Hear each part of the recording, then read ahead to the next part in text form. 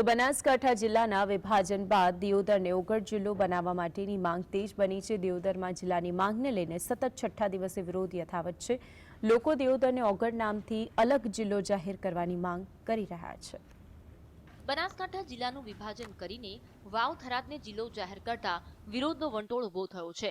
કાંકરેજ અને ધાનેરાને થરાદ જિલ્લામાં ન ભેળવતા સ્થાનિકો વિરોધ કરી રહ્યા છે, જ્યારે દિયોદરને ઓગળ જિલ્લો બનાવવા આંદોલનનું રણશીંકું ફૂંકાયું છે।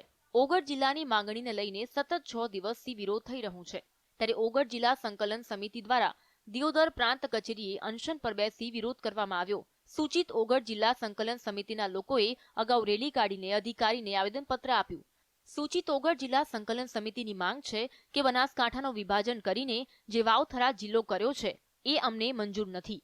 અમારી માંગ દિયોદરને જિલ્લો બનાવવાની છે। દિયોદરને જિલ્લો બનાવીને એનું નામ ઓગળ રાખવામાં આવે।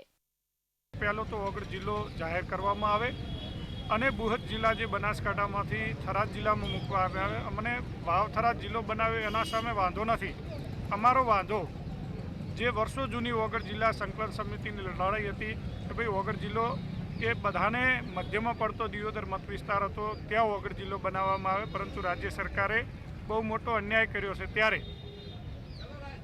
યા તો અમને બનાસકાંઠા જિલ્લામાં યથાસ્થિતિ જાળવી રાખવામાં આવે, આવી અમારી ઓગળ જિલ્લા સંકલન સમિતિની માંગણી છે। સ્થાનિકોનું કહેવું છે કે છેલ્લા 2 વર્ષથી બનાસકાંઠા જિલ્લાનું રાજકારણ બદલાયેલું છે। દિયોદરનો જે હક હતો ઓગળ જિલ્લો બનાવવાનો એ મોઢામાં આવેલો કોળિયો છીનવાઈ ગયો છે। ઓગળ જિલ્લા માટેનો મોઢામાં આવેલો કોળિયો છીનવાઈ ગયો હોય એવું આખા દિયોદર તાલુકાની પ્રજા મહેસૂસ કરી રહી છે। કારણ કે છેલ્લા 5-7 વર્ષથી ઓગળ જિલ્લાની જે વાત હતી ને બનાસકાંઠા જિલ્લામાં નવો જિલ્લો બનવાની, જે ઓગળ જિલ્લો જ બનવાનો હતો, એના 2 પ્રમાણ છે કે બનાસ ડેરીનો સૌથી મોટો પ્લાન્ટ, એશિયાનો સૌથી મોટો પ્લાન્ટ દિયોદર ખાતે આવેલ છે। એટલે એ વખતે બી સરકારની ગણતરી એ જ હતી કે ભવિષ્યમાં દિયોદર એનું મુખ્ય મથક થાય અને જિલ્લો વિભાજિત થાય, ઓગળ જિલ્લો બને। કોર્ટનું આટલું મોટું બિલ્ડિંગ, 4 માળનું બિલ્ડિંગ છે, જેમાં 25 થી 30 પ્રકારની અને અલગ અલગ પ્રકારની કોર્ટો ચાલી શકે એટલી વ્યવસ્થા સરકારે ઊભી કરેલ છે। એ બી ભવિષ્યમાં જિલ્લાનું મથક બનવાનું છે એમ ગણતરી રાખી। નવા વર્ષના પ્રથમ દિવસે જ નવા જિલ્લાની જાહેરાત કરાઈ હતી।